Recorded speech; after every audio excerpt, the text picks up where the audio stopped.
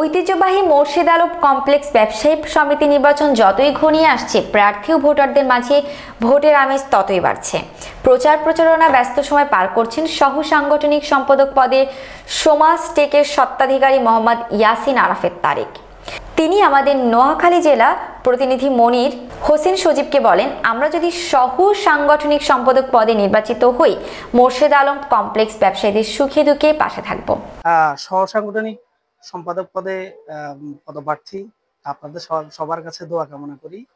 আমি যদি নির্বাচিত হই, ইনশাআল্লাহ আপনাদের জন্য, ব্যবসায়ী ভাইদের জন্য, মার্কেটের ভালোর জন্য যেটা করার সেটা আপনাদের সবসময় পাশে থাকবো ইনশাআল্লাহ। আপনাদের জন্য, আপনাদের কাছে আমি দোয়া চাই।